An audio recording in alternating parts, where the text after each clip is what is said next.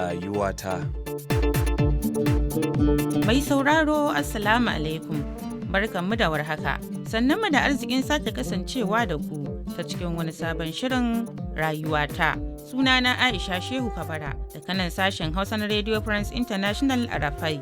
Yau dai mai sauraro shirin ya leƙa Jamhuriyar Nijar ne, wanda a ranar 8 ga watan Maris ke zama ranar mata ta duniya. Mata a Maraɗi suka gudanar da bikin, sai dai sun bambanta da nasu bikin da sauran bukukuwa, domin kuwa sun yi amfani da ranar ta hanyar yin baje kolin kayan ayyukan hannu da suka sarrafa, wanda aka nuna wa al'umma domin ganin irin kokarin da suke yi na dogaro da kai. A dukkanin kasashe masu tasowa, hukumomi, gwamnatoci, kungiyoyin sa kai har ma da masu ruwa da tsaki kan yawan kira ga matan kan rungumar sana'ar dogaro da kai, a wasu lokutan ma har su ba su jari. Matan Maraɗi dai sun amsa kira, domin kuwa sun dukufa wajen sana'o'in hannu, wanda hakan shi zai kai su ga tudun mun tsira.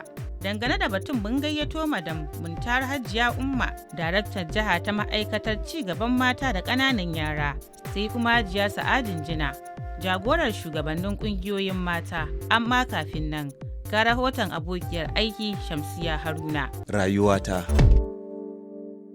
Matan Maraɗi sun yi amfani da bikin don baje kolin kayan da suke sarrafawa, musamman a wannan lokacin da nufin samun kuɗaɗen shiga domin dogaro da kai.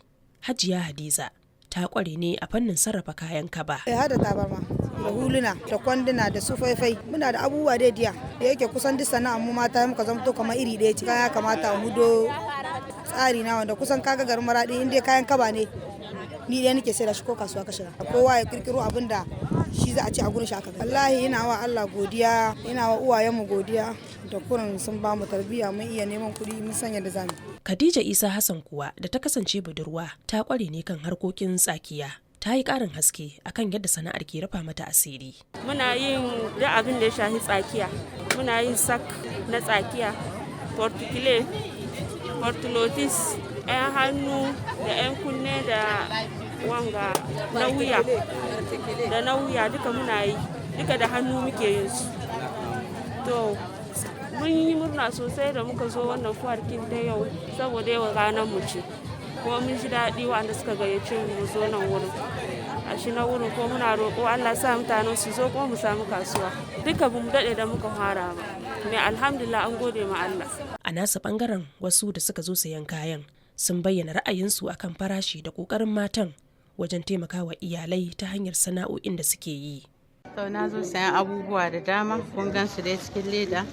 Na sayi tomato wanda ake yi nan ga, wanda ake conservation shi bai komi, ko wata nawa yake yi in dai kayi. Akwai abubuwa da dama, kaya da su tigadige da su tattasai da komi da komi wanda ka san kake bukata in zaka abinci, duka komi da komi akwai shi. Ko da yana da sana'a, inda ya fuskanci matar shi tana son ta yi wata sana'a komi, ya zira ido bisa kan sana'a ne yana iya taimaka mata da jari mai kyau. Mata a yanzu dai sun tashi haikan wajen neman takardun kasuwanci domin samun damar fitar da hajojinsu zuwa kasashen waje, abin da ke nuni da cewa ana samun babban ci gaba a fannin sarrafe-sarrafe daga mata a Jamhuriyar Nijar. RFI. An gaida Shamsiya Haruna da wannan rahoto. Da haka za mu je ga tattaunawar shirin rayuwata da Madam Muntari Hajiya Umma, daraktar jiha ta ma'aikatar mata da ci gaban ƙananan yara a jihar Maraɗi. Kun gani da idan ga mata nan masu sarrafawa abubuwa iri-iri na ƙasan. Gwamna jihar Maraɗi shi da kanshi ya taso ya buɗe wannan taro na wannan sallah don saboda ya kawo musu goyon baya. Kayan nan da suke sarrafa na hannu ya zamana mu 'yan Nijar muna da kishin sayansu don a kawo musu kuzari don su ci gaba gobe. To mai sauraro zai so ya ji, yanzu aka fara ko kuwa tun da ana yi. Kudi ba ai da babu irinsu. Sauyi ya zo sosai, mata sun ci gaba. Ana iya kai su har kasashen waje wannan kaya bisu lalacewa, kenan an sarrafa su da kyau, kuma ga su nan kowa ya zo. A wannan rana ko akwai abubuwan da kuka tsara za ku gudanar? Yanzu dai akwai waye kai da za a yi bisa kan cin zarafin jinsi, akwai bisa kan ayyukan hannu, kuma kwana wajen 2 za a yi nan ana wallafa kaya na saidawa, duk mai sai ya zo ya sayi don a taimaka ma mata 'yan Nijar. To mai sauraron da zai so ya ji waɗanne irin cin zarafi ake yi wa matan? Cin zarafi dai kala-kala ne. Akwai haɗe, akwai mai bi ma haɗe, akwai bankashi, akwai a rika gangaya ma mace maganganu masu zahi, kenan har sun hima bankashi, gwada ma a baki kashin da a rika miki tunda taba kwalluwa yake. Akwai hana abinci, an armo mace da diya ɗiya 10 ɗiya 5 15 an hana ta abinci. Wace kuntata ta yi wannan? Kenan ita ma wannan kuntata ne. Akwai arme da ake ma ƙananan yara da jikinsu bai buɗe ba. Yarinya karama wanda jikinta bai buɗe ba aka yi mata arme yau tana iya ta samu ciwon yoyon hutsari in ta samu juna ta samu tunda kasusuwanta ba su buɗe ba.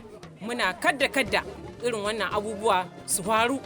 Shine muke jan hankalin jama'a muna waye musu kai bisa kan wannan al'amura.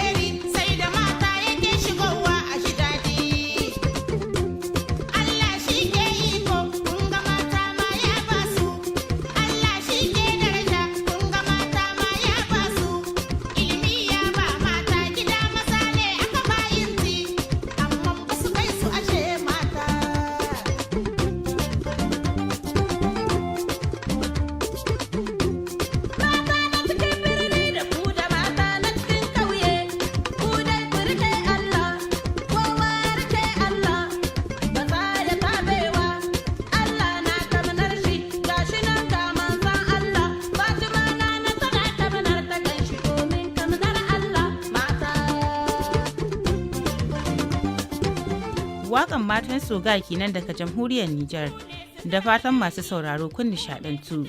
Yanzu kuma sai tattaunawar shirin rayuwata da Sa'ajin Jina, jagorar shugabannin ƙungiyoyin mata. Dangance a ƙasarmu sallah ce dai ta duniya gaba ɗaya. Amma mu a nan Nijar sai muka ce akwai 'yancin kai, akwai daidaituwa, akwai kuma halojiya dogara da kai. To shi ya sanya a yau ga sallah ta bambanta da sallah sai muka gani ga 'yan mata nan wurin nan ga mata nan kowa ya kawo exposition ke shi kuma duk menene ya kawo shi saboda mata su tashi tsaye da kansu su nemi na kansu da kansu ba sai su tsaya kula abam ba akwai ciwo. In ka tashi da sahe za ka tawar aiki Allah bai sa ba kana da 'yan kuɗin ka ba in matarka tana da abubuwa da yawa ta taimake ka sai a ƙara a ci da iyali. Wai mata suna cewa a an ka ba namiji kuɗi da ta arme ba wannan bane ba shi bane ba ki iya hana arme an Allah ya kawo shi. Kuma daidaituwa da ake cewa babu zancen mace ta zama daidai da mijinta a cikin addinin mu na musulunci na Nijar gaba daya don saboda Nijar dai 999 musulmi muke shi yasa da muka ta yi asis muka ce wannan addinin musulunci mun ba shi karhi sosai da sosai ya zamanto addini ne cikakken shi Nijar. To kenan ta wani fanni ake buƙatar daidaiton jinsin?